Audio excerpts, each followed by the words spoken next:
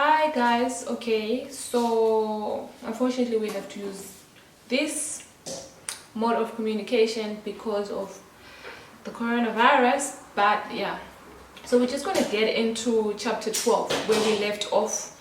So I'm going to start with chapter 12 because we skipped chapter 11 because I thought that you guys would do presentations, but then since you're not doing presentations, it's fine, we can still continue with chapter 11. So in the previous class we talked about types of presenters, right? And we had mentioned that there's about 4 types of presenters. So we've got avoiders, we've got resistors, we've got acceptors and seekers. I'm not going to explain what that is because we've already talked about it, and also I don't want this to be a long video. And then we talked about, then the next slide talked about creating oral presentations, so the process that you need to engage in when you're creating your oral presentations. The 5-stage process, which includes planning, organizing, developing your visual aids, practicing, and delivering the content to your audience. We had also spoken about 4 different types of presentations, right? The first one, this we spoke about in our last class just before quarantining and self-isolation began. So we spoke about informative presentations, persuasive presentations, goodwill presentations, energizing presentations, and yeah, that's about the 4 types of presentations that we spoke about. We then moved on to 5 elements of presentations, right? Under the 5 elements of presentations, there is the presenter, who is the actual person who is going to be delivering the oral presentation. Again, we touched on this in the class. And then we spoke about the audience, the people in which the presenter is giving the information to, which is where I will start to explain in detail. The third element is the actual content that is being delivered by the presenter. You get the delivery, and then lastly the setting, right? So I will skip to the audience because I spoke about the presenter, which is the second element of presentation. Okay, so there's 4 methods that a presenter can use to adapt the message to a given audience. These 4 methods are demographic analysis, purpose-oriented analysis, level of knowledge analysis, psychological analysis, right? All these methods are in your book. They are also in your slides, and I'm going to explain them further to you right now, starting with the demographic analysis of your audience, right? So when you are doing any oral presentation, it's important to take note of the characteristics of your audience, right? In terms of their gender, their age, their sex, their education, their geographic background, occupation, I said that, religion, socio-economic status or standing, analyzing this information and make reference or inferences to them so that you can really come to their level when you are speaking to them, right? So if you're speaking to a group of teenagers, you need to adjust your message or your oral presentation in such a way that it actually suits that type of audience. If you're speaking to professionals, people who are working, your message would be different, or it would be delivered differently as compared to if you're speaking to teenagers. So it's important to take note of that. You also need to look at socio-economic standing.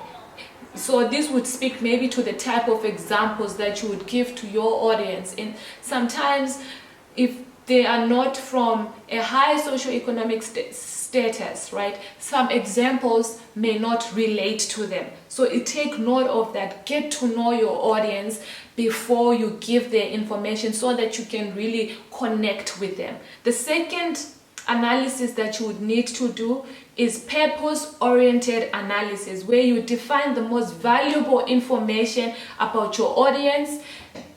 Why are you particularly presenting to this audience? So in my case, the purpose, I'm just going to use myself as an example. The purpose of my oral presentation is to inform you guys and to give you more knowledge on oral presentations in business communication. How much does your audience know about that particular subject of interest that you're going to be presenting to them, right? If the audience is not familiar with the topic, then you would need to use clear easy to understand language with many complementary visuals so that it really sticks to them, right? If they're familiar with the subject, then your explanations would not really go in detail because you're already speaking to people who know more about the subject. And then we're going to move on to the last analysis, which is psychological need analysis, right? So the way your audience receives you varies, right? Sometimes we'd present to a certain group of people that is really accepting and welcoming.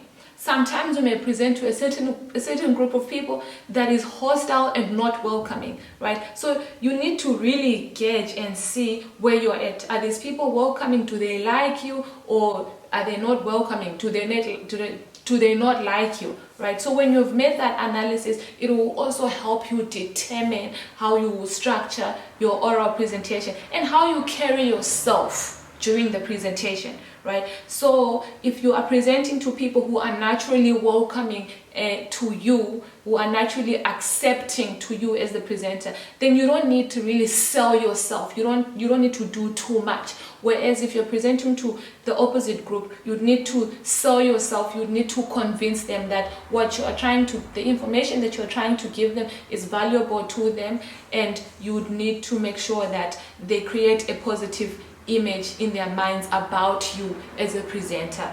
Okay, we've talked about now we're going to talk about the content, right? Which is the information that you'll be delivering to your audience as the presenter. So the first point to note under the content, your content, it should be structured into 3 main sections, which the first one is your introduction, your body, and the last section would be your conclusion. So this is what you want to do in the beginning of your presentation. You want to grab the attention of your audience so that they continue to listen to you. After that, under content, you've got the body, which is the main part of your speech, right? In the body, you have the data that you are going to deliver to your audience. You then give your points of view about that particular data stated in that particular data or information stated in the introduction. You start to develop it and build up on it by giving factual information, by giving your point of view or your perspective, and your body accounts for about 90% of your entire presentation. So moving on to the fourth element. So far we've spoken about the presenter, we've spoken about the audience, we've spoken about the content. Now we're going to move on to delivery. There's 4 main methods that you need to take note of, right? Methods of delivery where presentations are concerned. The first one is called an impromptu method of delivery. This is a presentation given without any advanced planning. I don't know if you remember in class when we were talking about presentation, and Kate had mentioned that some people are natural presenters. They can really just go and present without really planning. This would form part of an impromptu type of presentation where you're not given an opportunity to plan, you're just given the audience and we have to improvise. Extemporaneous presentation. In this particular presentation, the presenter is well prepared, but then they're still flexible enough to respond to audience feedback. So you go in front of your audience with your notes, right?